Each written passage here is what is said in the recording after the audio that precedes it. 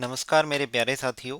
PYQ guide YouTube channel में आपका एक बार फिर से बहुत बहुत स्वागत है। जैसा कि मैंने आपको बताया था कि हमारे चैनल पर अब एक नई सीरीज स्टार्ट होगी, जिसका नाम है railway GS hacks.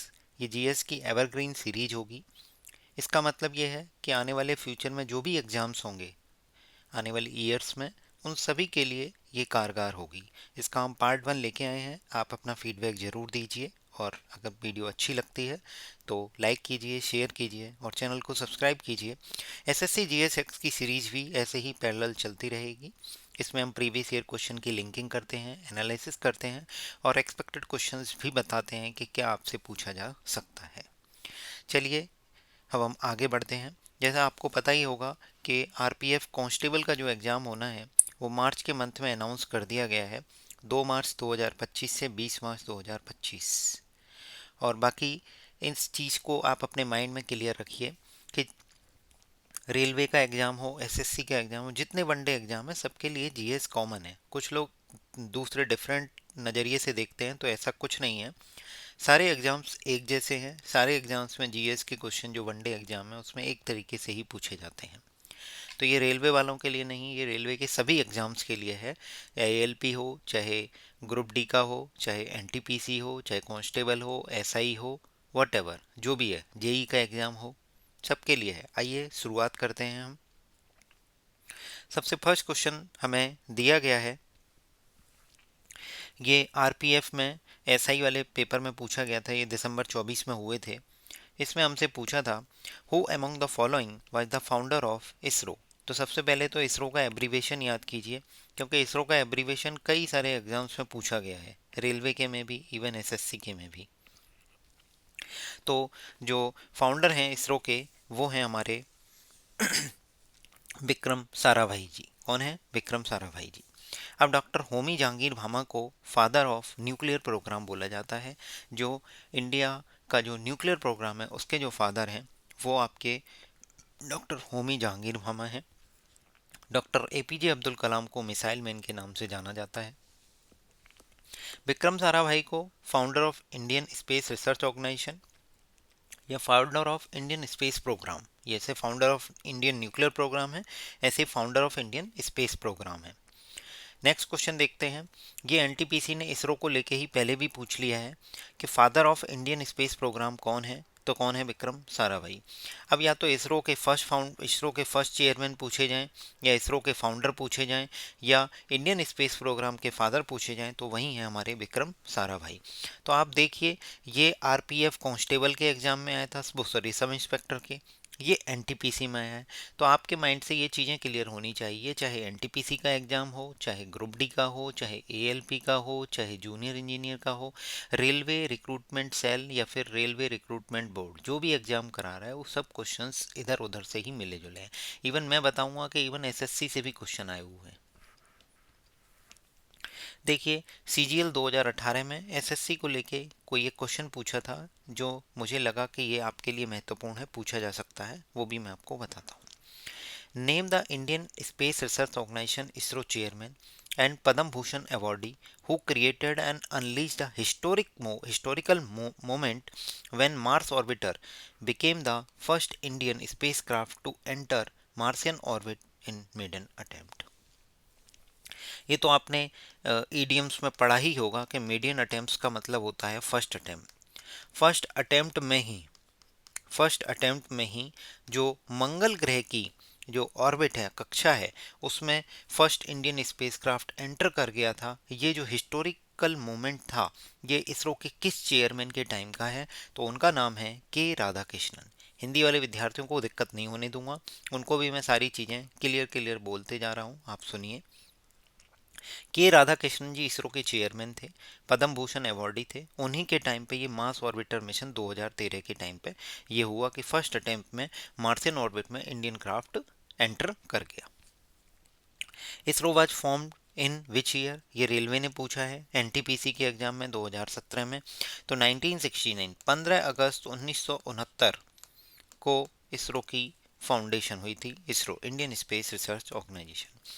Delhi police constable में भी ऑलरेडी पूछा जा चुका है, father of Indian space programme कौन है? विक्रम साराभाई जी हैं। Rajasthan CET senior secondary paper, ये भी 5 फरवरी 2023 में हुए थे। इसमें पूछा था इसरो कब फॉर्म हुई थी, तो 15 अगस्त 1969, 1969।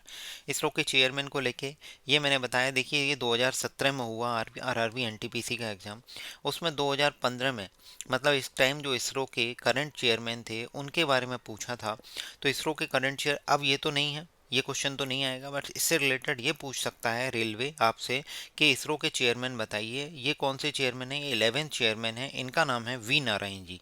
ये 14 जनवरी 2025 से हैं। तो यहाँ पे 2015 की जगह वो 2025 लिख देगा तो इसका करेक्ट आंसर हो जाएगा वी नारायण। इससे पहले एस सोमनाथ जी थे।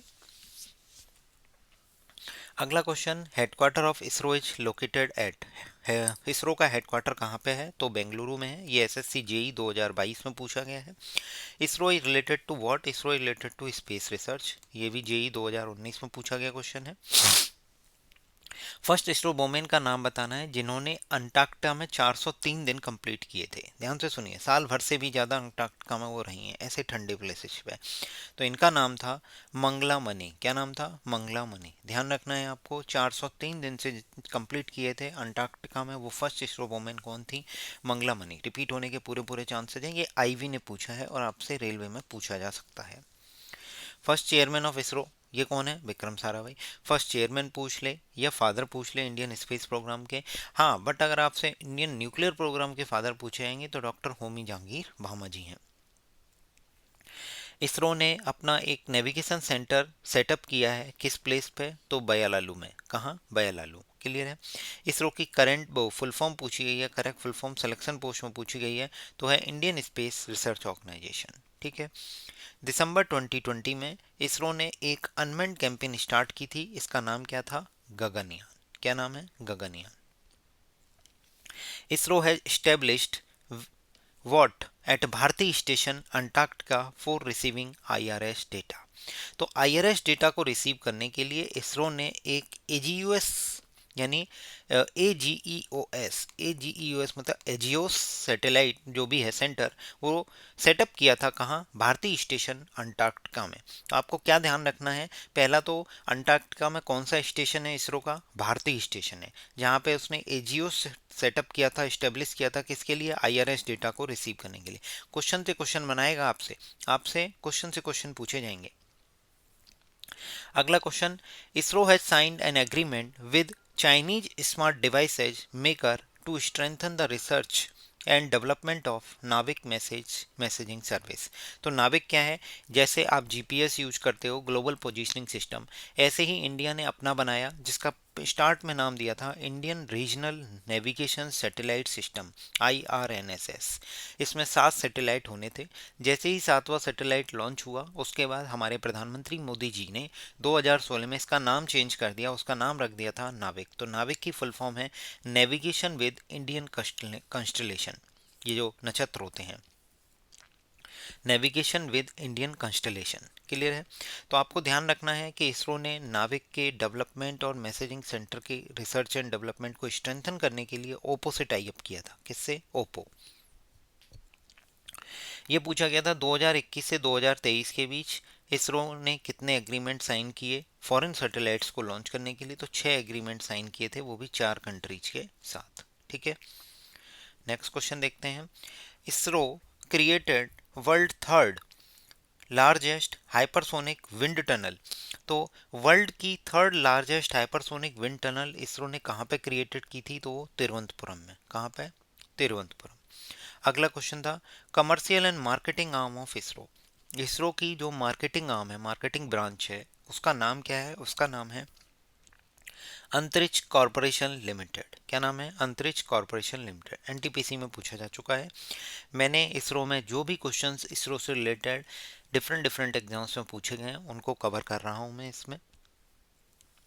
Indian space program is said to have begun in which year with setting off of INCOSPAR by the Indian government। तो आपको INCOSPAR को लेके बताना है कि INCOSPAR का सेटअप इंडिया स्पेस ऑर्गेनाइजेशन ने कब स्टार्ट किया था, तो 1962 में। कब किया था, 1962 में। अगला क्वेश्चन देखिए, रेलवे ने ही पूछा है कि इंडिया का फर्स्ट लूनार प्रोब मिशन जो 2008 में था, उस टाइम इसरो के चेयरमैन कौन थे? तो वो थे जी माधवन नैयर। इंडिया का जो फर्स्ट लूनार प्रोब मिशन था, अक्टूबर 2008 में लॉन्च हुआ था, उस टाइम इसरो के चेयरमैन कौन थे? तो इसरो के चेयरमैन उस टाइम थे क्या नाम है, जी माधवन जी। अब ध्यान से देखिएगा, जो मैं आपसे क्वेश्चन पूछने वाला हूँ, कि जैसे एस सोमनाथ जी का नाम आपने सुना होगा। एस सोमनाथ जी जो है वी आर नारायण जी हैं, उनसे पहले आपके चेयरमैन रहे थे इसरो के। ठीक है, तो वी आर नारायण जी का नाम यहाँ पे याद रखिए। We are Narayan ji 11th वाले हैं, और जो इसके पहले वाले जो हैं वो एस सोमनाथ जी हैं। मैं आपको अभी थोड़ी देर में आपको बताऊंगा आने वाली स्लाइड्स में कि इसरो ने कौन कौन से मिशन लॉन्च किए इनके टाइम पर, किसके, एस सोमनाथ जी के टाइम पर। क्लियर है?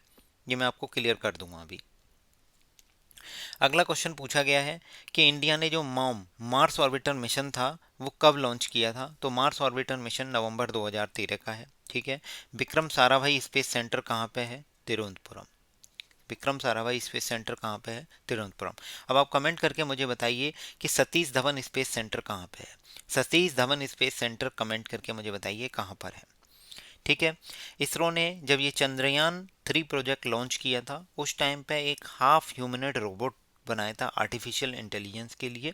उसका नाम क्या था? उसका नाम था व्योम मित्रा। क्या नाम था? व्योम मित्रा। क्लियर है? और 29 जनवरी 2025 लेटेस्ट न्यूज है पीआईबी की, ये आपसे एग्जाम में पूछी जा सकती है, कि इसरो ने अपना 100th लॉन्च किया है, 100वां लॉन्च किया है, और बहुत ही हिस्टोरिक है। ठीक है, श्री हरिकोटा से किया 100th लॉन्च। पहला दो एक चीज ध्यान रखनी है, श्री हरिकोटा आपसे पूछा जा सकता है। क्लियर है? इसमें क्या है, डॉक्टर जितेंद्र सिंह जी अपने साइंस एंड टेक्नोलॉजी के मिनिस्टर हैं। क्या लॉन्च किया? GSLV-F15। क्या लॉन्च किया? GSLV-F15 एक मिशन है, उसमें NBS-2 लॉन्च किया। ये एक लैंडमार्क माइलस्टोन था, क्योंकि 100 था। ठीक है, अब आपसे अगर कोई है तो पूछ सकता है कि भाई सबसे, अगर ऐसा है तो पहला वाला बताइए। तो फर्स्ट की अगर बात करें, तो फर्स्ट जो है वो 10 अगस्त 1979, ध्यान से देखिएगा, 10 अगस्त 1979 को सैटेलाइट लॉन्च व्हीकल E3 के द्वारा E10, ये सैटेलाइट लॉन्च किया गया था सबसे पहला 10 अगस्त 1979 को। और ये वाला कौन सा था? 100 था। इसमें क्या है, GSLV-F15 NVS-02 mission.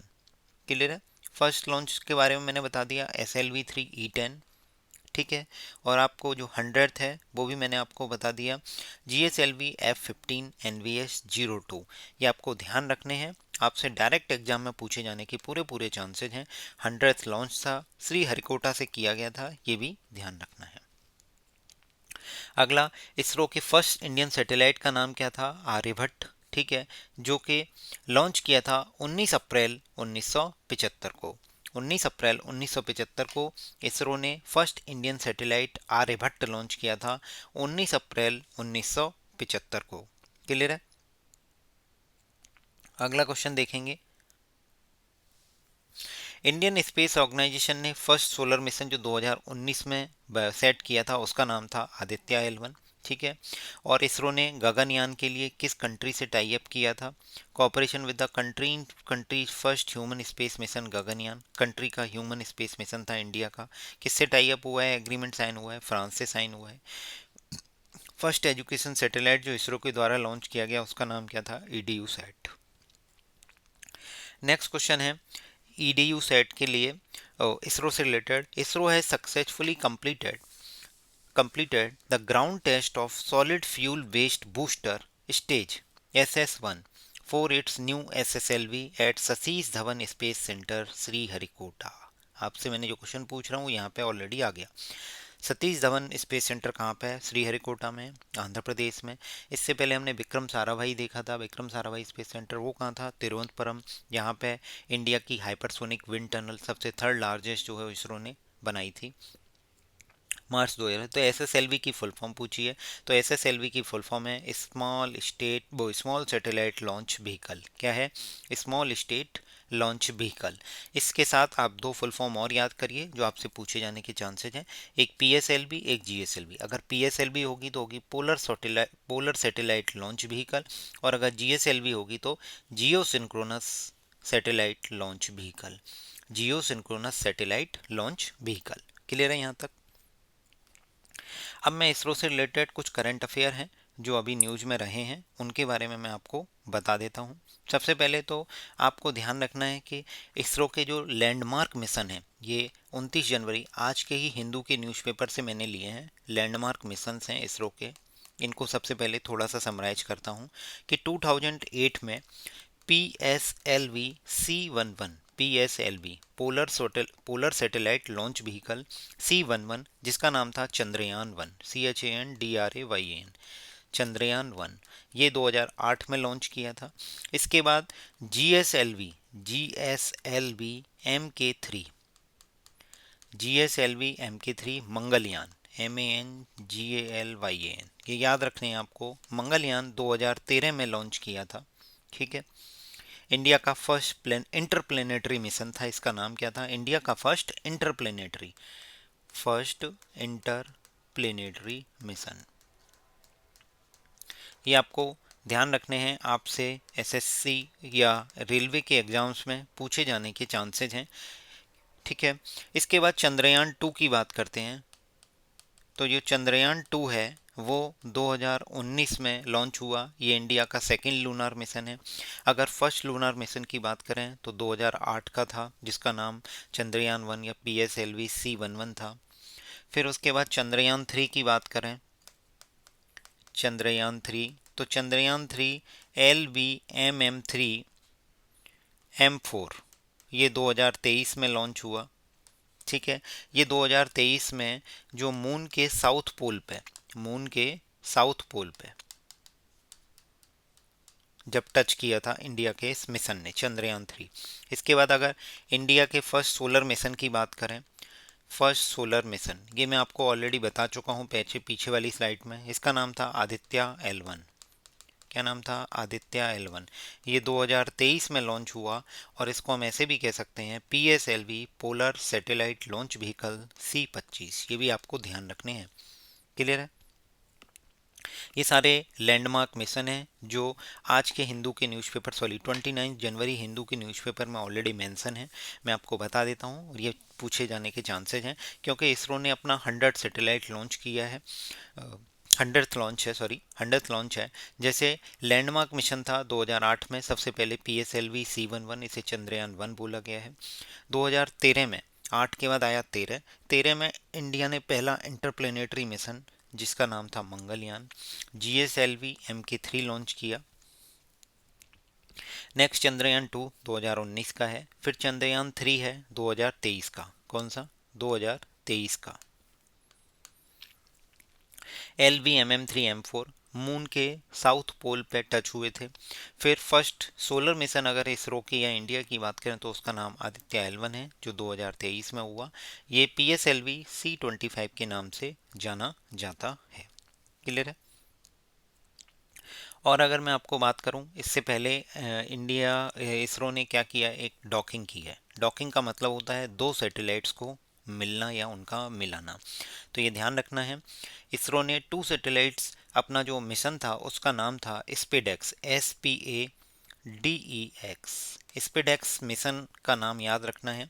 SpaDeX mission के तहत उन्होंने 2 सैटेलाइट को मिलाया है। कौन कौन सी? HDX-01 और HDX-02। HDX-1 को बोला गया चेसर, और HDX-2 को बोला गया target.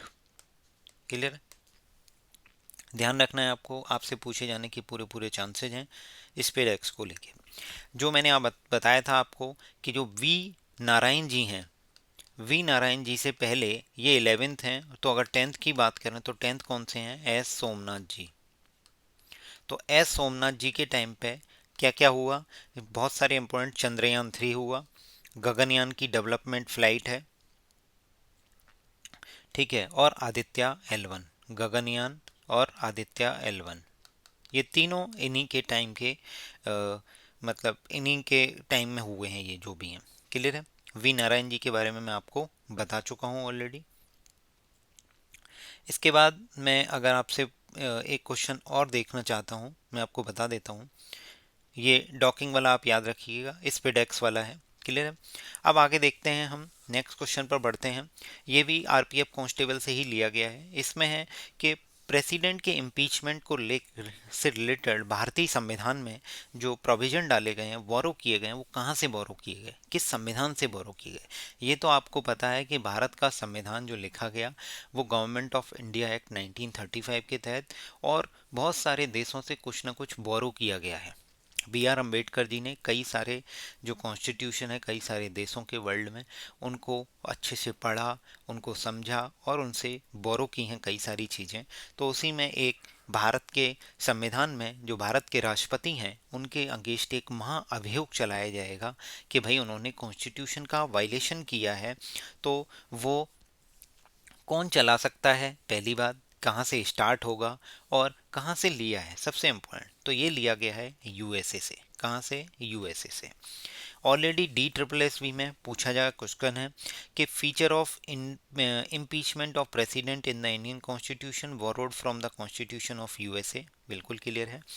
D triple S B ने असिस्टेंट टीचर प्राइमरी में भी पूछा है कि भारत में राष्ट्रपति पर अगर महाअभियोग चलाने की प्रक्रिया है तो भारत के संविधान के किस अनुच्छेद के तहत है। तो आर्टिकल 61। क्लियर है। ये देखिएगा, रेलवे ने पूछा है कि भारत के जो राष्ट्रपति हैं, when a president is to be impeached for the violation of constitution charge is preferred by. तो ये किसके द्वारा चलाया जा सकता है? तो ईदर हाउस ऑफ पार्लियामेंट के द्वारा स्टार्ट किया जा सकता है। ये इसमें कॉन्स्टिट्यूशन के वायलेशन को लेके प्रेसिडेंट के इम्पीचमेंट की बात की गई है, ईदर हाउस ऑफ पार्लियामेंट। ये देखिएगा, process of impeachment of president of India can be initiated in either house of parliament. ध्यान से सुनिएगा, ईदर हाउस ऑफ, अगर यहाँ पे स्टेट लेजिस्लेटिव असेंबली लिख देगा तो गलत हो जाएगा, केवल लोकसभा और राज्यसभा की बात हो रही है। अब अगर 5 ईयर प्लान के बारे में मैं आपसे पूछूं तो 5 ईयर प्लान का जो कॉन्सेप्ट है वो कहाँ से लिया गया है? रसिया से, जिसे सोवियत यूनियन, यूएसएसआर, रसिया कुछ भी लिखा होगा वही है। फंडामेंटल ड्यूटीज कहाँ से ली गई हैं? यूएसएसआर से ली गई हैं। अब देखिएगा, ये क्वेश्चन रिपीट हो गया है, इसके लिए मैं आपसे क्षमा चाहूँगा। Which feature of the Indian constitution is borrowed from the constitution of Britain. तो ब्रिटेन के कॉन्स्टिट्यूशन से क्या लिया गया है? तो पार्लियामेंट्री फॉर्म ऑफ गवर्नमेंट ली गई हैं। ब्रिटेन के कॉन्स्टिट्यूशन से क्या लिया गया है? पार्लियामेंट्री फॉर्म ऑफ गवर्नमेंट ली गई हैं। अब अगर बात करें फंडामेंटल ड्यूटीज़ की, तो फंडामेंटल ड्यूटीज़ यूएसएसआर से ली गई हैं, और अगर जुडिशियल रिव्यू और फंडामेंटल राइट की बात करें तो यूएसए से लिए गए हैं। क्लियर है। अगला, अगर प्रेम्बल की बात करें कॉन्स्टिट्यूशन में कहाँ से बोरो की गई है, तो यूएसए से ली गई है। और अगर अमेंडमेंट के प्रोसीजर की बात करें, जो आर्टिकल 368, अनुच्छेद 368 में, भारतीय संविधान के अनुच्छेद 368 में जो प्रोसीजर बताया गया है कि कॉन्स्टिट्यूशन को कैसे कैसे अमेंड कर सकते हैं, तो ये प्रोसीजर कहाँ से बोरो किया गया है? साउथ अफ्रीका से। क्लियर है। ये रिपीट हुआ है। कौन सी कंट्री है जिससे डीपीएसपी को लेके आइडिया लिया गया है? तो डीपीएसपी को लेके आइडिया लिया गया है डी, यानी आयरलैंड से। कहाँ से? DPSP is taken from Ireland. अब मैं आपको बोरोइंग फीचर से रिलेटेड ये पूरी टेबल है, आपको याद करनी है। एक बार मैं आपको समझा देता हूँ, उसके बाद अपने नोट्स पूरे बनाइए, इससे बाहर कोई क्वेश्चन नहीं आएगा। क्लियर है। सबसे पहले जापानीज का याद रखिए, जापान के कॉन्स्टिट्यूशन से लिया गया है procedure established by law. Clear है। उसके बाद हम बात करते हैं बीमर कॉन्स्टिट्यूशन। ध्यान रखना है, जर्मनी के कॉन्स्टिट्यूशन का नाम बीमर कॉन्स्टिट्यूशन है।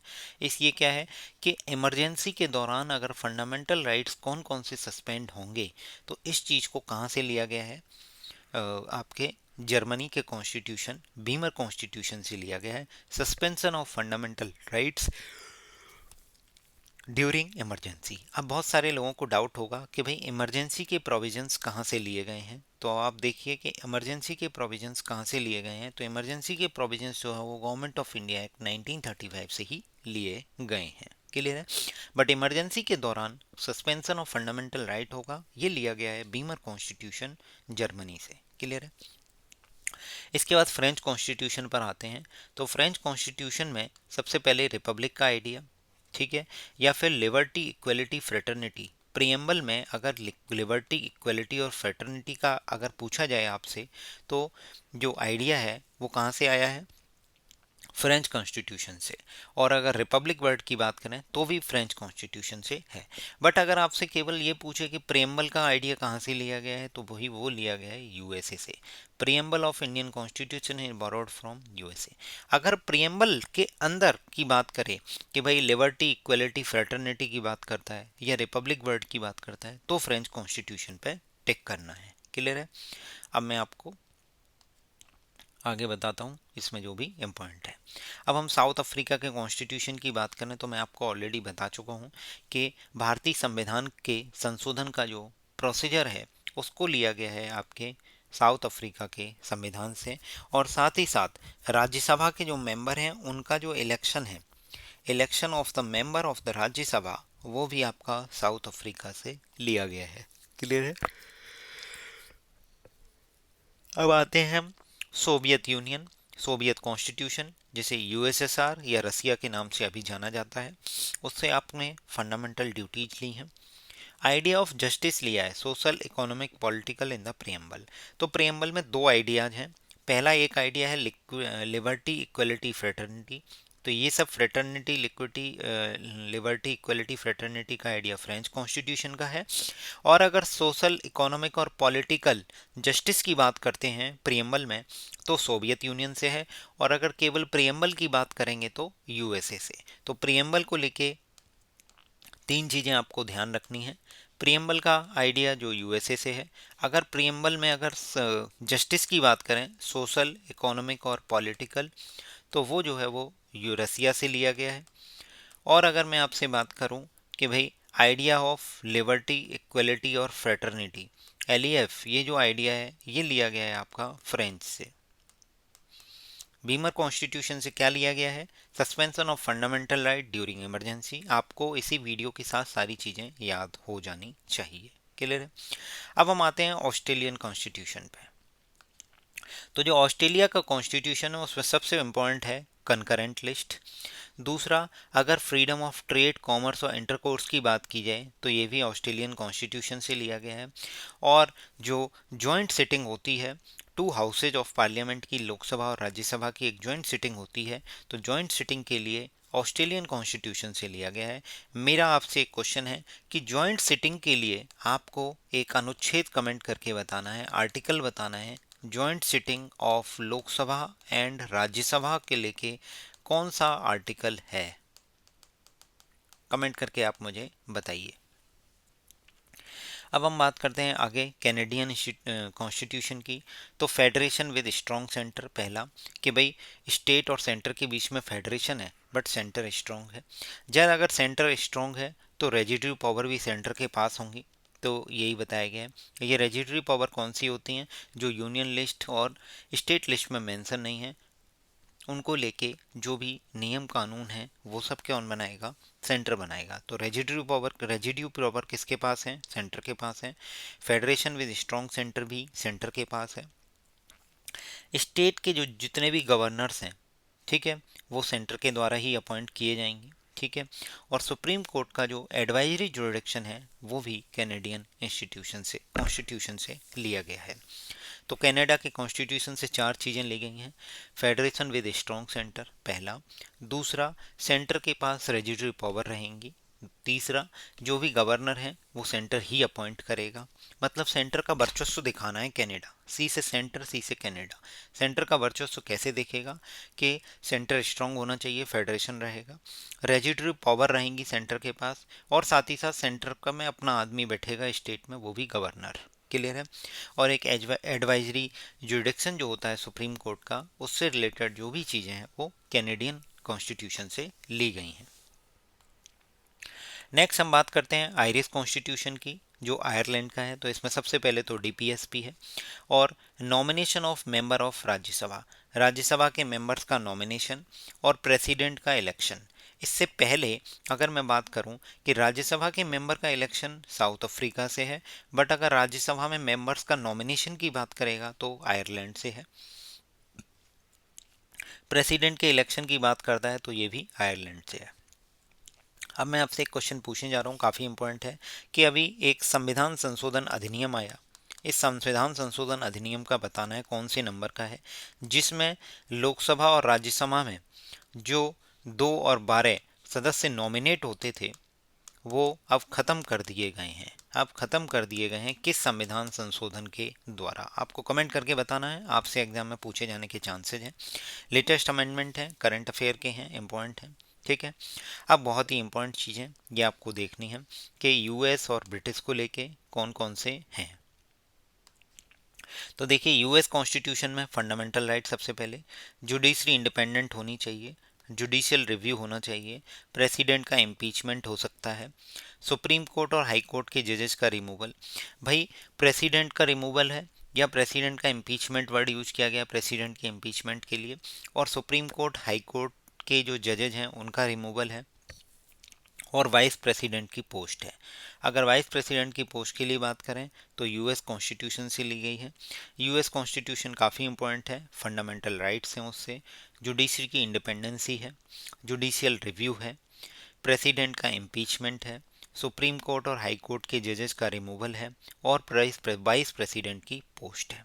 क्लियर है? अब आगे बात करते हैं ब्रिटिश कॉन्स्टिट्यूशन पे। तो ब्रिटिश कॉन्स्टिट्यूशन में बताया गया है कि पार्लियामेंट्री फॉर्म ऑफ गवर्नमेंट होनी चाहिए, रूल ऑफ लॉ होना चाहिए। अगर बोलता है इस्टेब्लिश्ड बाई लॉ तो जापानी, और रूल ऑफ लॉ पूछेगा तो ब्रिटिश कॉन्स्टिट्यूशन। लेजिस्लेटिव प्रोसीजर होना चाहिए, सिंगल सिटीजनशिप होनी चाहिए, कैबिनेट सिस्टम होना चाहिए, प्रीरोगेटिव रिट्स के बारे में बताया गया है, पार्लियामेंट्री प्रिविलेजेस के बारे में बताया गया है, और बाइकैमरलिज्म। ये आपको बताता हूँ कि ब्रिटिश कॉन्स्टिट्यूशन और यूएस कॉन्स्टिट्यूशन में चीज़ें ज़्यादा हैं, इनको आप याद जरूर कर लीजिएगा, ये आपके एग्जाम में पूछे जाने के चांसेस हैं। मैंने वैसे कुछ क्वेश्चंस कवर करने की कोशिश की थी जो एसएससी और डिफरेंट डिफरेंट एग्जाम्स में पूछे गए हैं इस चीज़ को लेके। क्लियर है? एक सेकेंड,